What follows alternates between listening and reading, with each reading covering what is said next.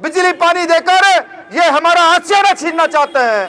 बिजली पानी देकर ये हमारा आशियाना छीनना चाहते हैं। क्योंकि भीम आर्मी आजाद समाज पार्टी के लोगों को ईडी की जांच से डरा नहीं जा सकता, सीबीआई की जांच से डरा नहीं जा सकता। हम लोगों को जेल भी भेज दो तो जेल में भी हमारा स्वागत वहां बैठे वो लोग करते हैं जिन पर गलत मुकदमे लगाकर जेल में डाला गया, वो लोग हमारा स्वागत करने के लिए वहां बैठे रहते हैं। साथियों, आपके बीच आया हूं आज चुनावी जनसभा को संबोधित करने या नुक्कड़ सभा को संबोधित करने, या मैं ये कहूं ये जो आंदोलन फूले साहब अम्बेडकर का है, इस आंदोलन को और एक कदम आगे की ओर बढ़ाने के लिए मैं यहाँ इस सीमापुरी विधानसभा में आया हूँ। मैं अपनी बात शुरू करूँ, बात शुरू करने से पहले बहुजन समाज के चरणों में नमन वंदन करता हूँ।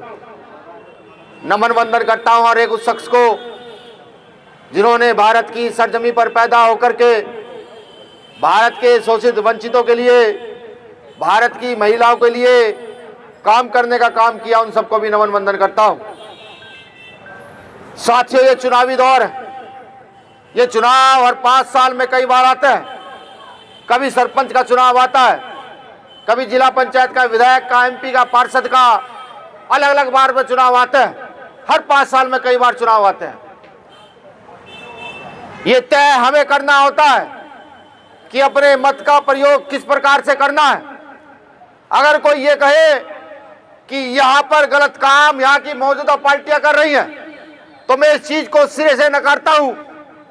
क्योंकि अगर इस देश का मतदाता, इस विधानसभा का मतदाता, इस प्रदेश का मतदाता अपने वोट का सही प्रयोग करता, तो मुझे लगता है ना तो मनीषा वाल्मीकि होता और ना ही संभल में 5 मुस्लिमों की हत्या होती अगर हम अपने वोट का सही प्रयोग करते। तो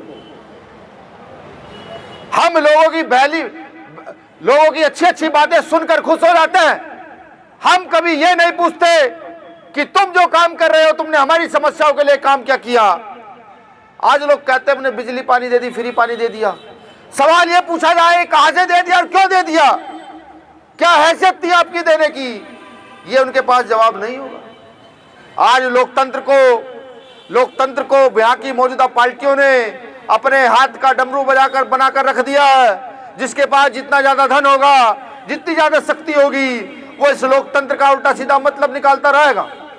लेकिन शोषित वंचित वर्ग के लोगों को सोचना चाहिए कि इस लोकतंत्र का मतलब क्या है। अभी यहाँ जो मौजूदा सरकार है, जो गरीबों का दम भरती है, जो डॉक्टर अंबेडकर का नाम बार बार लेती है, जो ये कहती है मैंने गरीबों के लिए ना जाने क्या कर दिया। आप जाइए यहाँ के कॉन्वेंट स्कूलों में, सरकारी स्कूलों की बिल्डिंग बनाने से अच्छी शिक्षा का निर्माण नहीं हो जाता। आप जाइए कॉन्वेंट स्कूलों में, वहां जाकर देखिए राइट टू एजुकेशन के तहत जिन बच्चों को रिजर्वेशन के तहत एडमिशन मिलना चाहिए, उनका शिक्षा का स्तर कैसा है। क्या वो एक व्यापारी के बच्चे के साथ शिक्षा ग्रहण कर पा रहे हैं बैठ करके? क्या वो कलेक्टर के, मंत्री के बच्चे के साथ उन राइट टू एजुकेशन के तहत शिक्षा ले पा रहे हैं? अगर आप जाएंगे तो आपको पता लगेगा कि अमीरों के बच्चे दिन में पढ़ते हैं और गरीबों के बच्चे शाम के टाइम शिफ्ट के अंदर पढ़ते हैं, यानी कि रिजल्ट 0 है। वो हमारा कभी भला नहीं कर सकते। मौजूदा जो सरकार यहाँ पर है, वो झुग्गी झोपड़ी के नाम पर दिल्ली का नवीनीकरण करना चाहती है। वो चाहती है झुग्गी झोपड़ी हटा करके दिल्ली को अच्छा बनाया जाए। सवाल मेरा ये है, झुग्गी झोपड़ी में रहता कौन है? इस देश का मुसलमान, वो जो सारे काम करता है, वो अगर एक दिन केले ना बेचे तो कोई रिश्तेदारी में केले नहीं लेके जा सकता। वो एक दिन होटल ना खोले तो तुम्हारे घर में बिरयानी तक नहीं पहुंचेगी। या वो दलित जो यार रात दिन सफाई से लेकर सारे काम करता है, ये लोग उनको उजाड़ने पर लगे हुए हैं। बिजली पानी देकर ये हमारा आशियाना छीनना चाहते हैं। ये जाकर के हमें जनता को समझाना।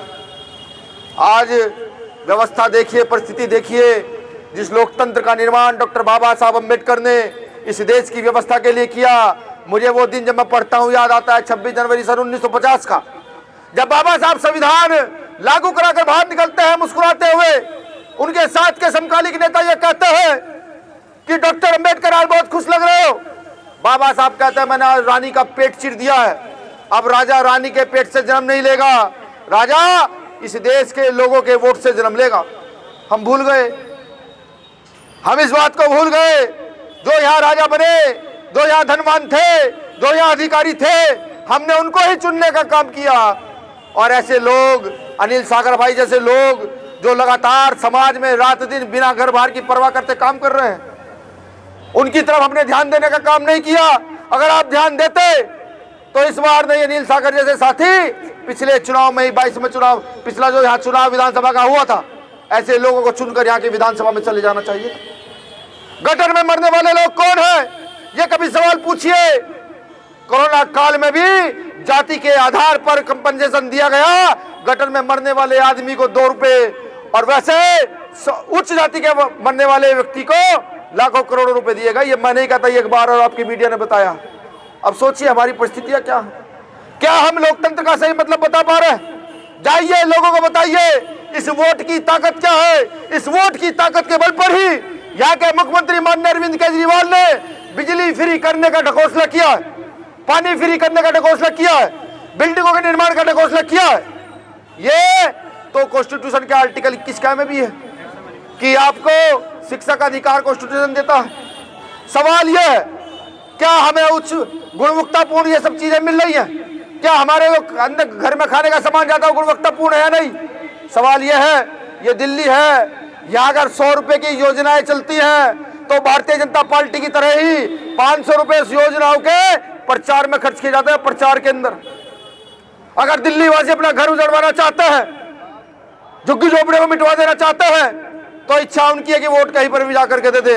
और अगर चाहते हैं कि कोई आदमी इस तरीके से लड़े जैसे लोकसभा में भाई चंद्रशेखर आजाद लड़ रहे हैं, तो आपके क्षेत्र से एक प्रत्याशी मजबूत खड़ा है जो संविधान भी जानता है, जो भीमा कोरेगांव भी जानता है, जो विचारधारा भी जानता है, जो संसद में या विधानसभा में खड़े होकर लड़ना भी जानता है, जो सवाल पूछना भी जानता है, जो यहाँ के बजट पर जितनी योजनाएं बनती हैं उनके निष्कर्ष निकाल कर ये पूछना भी जानता है कि तुमने आखिर आज तक किया क्या है।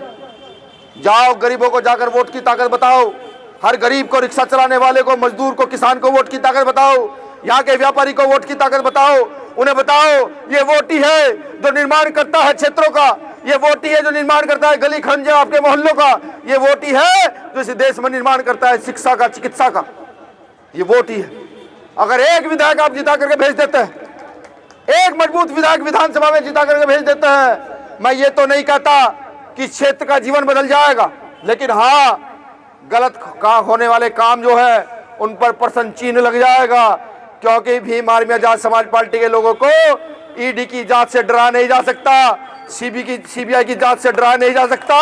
हम लोगों को जेल भी भेज दो तो जेल में भी हमारा स्वागत वहां बैठे वो लोग करते हैं जिन पर गलत मुकदमे लगाकर जेल में डाला गया, वो लोग हमारा स्वागत करने के लिए वहां बैठे रहते हैं। तय आप कीजिए कि आपको क्षेत्रों में जाकर क्या बताना है। चुनाव है, फिर आएगा, अगली बार फिर आ जाएगा। लेकिन अगर आप ये चाहते हैं कि हर बार 5 साल के लिए आपका क्षेत्र पिछड़ता रहे, हर बार 5 साल के लिए आपकी व्यवस्था पीछे जाती रहे और आपकी ये स्थिति होती रहे, तो इसका जिम्मेदार कोई दूसरा नहीं होगा। इसके जिम्मेदार हम खुद इस क्षेत्र के मतदाता होंगे। जीत हार का तो पता नहीं, लेकिन अगर आपने शक्ति लगाई, आपने संविधान का सही मतलब बताया, लोकतंत्र की व्यवस्था सही समझाई और इस एक वोट में क्या ताकत है ये बताया, जाके समझाओ गरीबों को। भाई के चक्कर में ना पड़े, यार दोस्ती रिश्तेदारी के चक्कर में ना पड़े। अगर कोई मंत्री, कोई अधिकारी या कोई विधायक आपका काम करता है, आप हाथ जोड़ कर जाते हैं भैया ये काम है, गली में पानी की समस्या है, तो वो आपके ऊपर एहसान नहीं कर रहा, वो उसका काम है, ये उसे करना होगा। वो बाद में आपको एहसान जताते हैं। नहीं, अगर लोकतंत्र जिंदा रखना चाहते हो, संविधान की व्यवस्था को जिंदा रखना चाहते हो और इस वोट की कीमत को जिंदा रखना चाहते हो, तो अपने जमीर को जिंदा करो और सदैव परिवर्तन की ओर रहो। भीम आर्मी के लोग जब से काम करना शुरू किए हैं, हर उस शक्ति के खिलाफ लड़े हैं जो ये कहती थी कि मैं तानाशाह हूं। आजाद समाज पार्टी जब से बनी है और हमारे चाहे कभी एक जिला पंचायत जीता हो या सरपंच जीता हो, आज तो मेंबर ऑफ पार्लियामेंट भी जीते हैं, हर उस शक्ति के खिलाफ लड़ रहे हैं जो इस देश की व्यवस्था के खिलाफ है, इस देश के शोषित वंचित गरीबों के खिलाफ है। उस व्यवस्था के खिलाफ हम लड़ने का काम कर रहे हैं। वरना मैंने देखा है जब व्यक्ति एमपी बनता है तो वो जा करके बजट की बात करता है, वो जा करके लाखों करोड़ों की बात करता है। हमारा एमपी जीतने के साथ पहुंचता और कहता है कि मनरेगा मजदूर की मजदूरी बढ़ाओ, आप इस क्षेत्र में पुलिस वालों की छुट्टी करो, आप होमगार्ड के पैसे बढ़ाओ। हमारा एमपी जाकर ये सवाल कर रहा है, हमारा एमपी झुग्गी झोपड़ी की बात कर रहा है। यानी कि हमारे एमपी को पता है कि हमें क्या बात करनी है और कब करनी है। तो यही आपके विधायक पर भी है जिम्मेदारी। अगर आप इनको जिताकर भेजते हैं, मैं आज से इनको नहीं जानता, मैं एक बात इनकी पता नहीं भूल गया।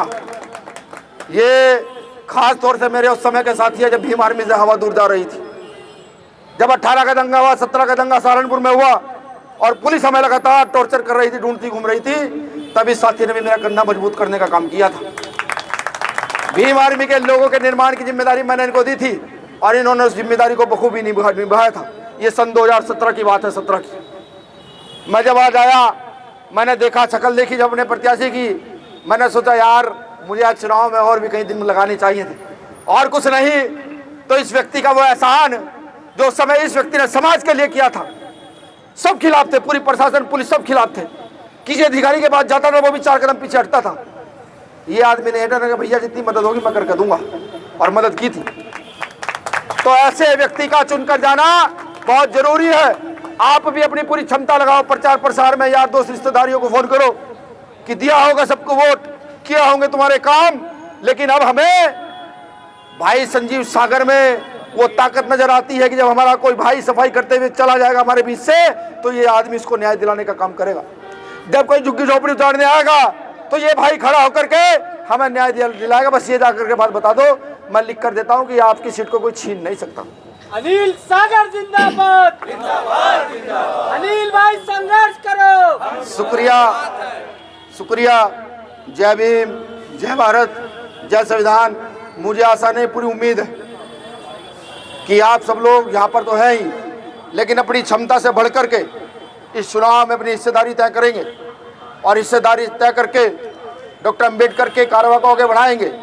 महत्वपूर्ण चीज़, आज़ाद समाज पार्टी काशीराम को फूले साहब अंबेडकर की विचारधारा को आगे बढ़ाने की एक नवीन प्रक्रिया है। जैसे प्रक्रिया आरपीआई के लोगों ने निभाई, जैसे प्रक्रिया कभी बसपा में निभाई जाती थी, ऐसे प्रक्रिया अब आज़ाद समाज पार्टी के लोग निभा रहे हैं फूले साहब अंबेडकर की विचारधारा पर। काशीराम साहब का एक वाक्य मुझे याद आ रहा है। महाराष्ट्र का चुनाव था, महाराष्ट्र के चुनाव में काशीराम साहब ने तथाकथित उस समय आरपीआई के साथियों को ये कहा कि कांग्रेस कौन होती है, हमें टिकट देने वाली, हम इतने लोग हैं, अगर हम काम कर जाए हम कांग्रेस को टिकट देंगे। लेकिन बाबा साहब की, काशीराम साहब की बात ना मान करके एक सीट पर, उस समय एमपी की सीट पर, एक सीट पर वो हुआ गठबंधन।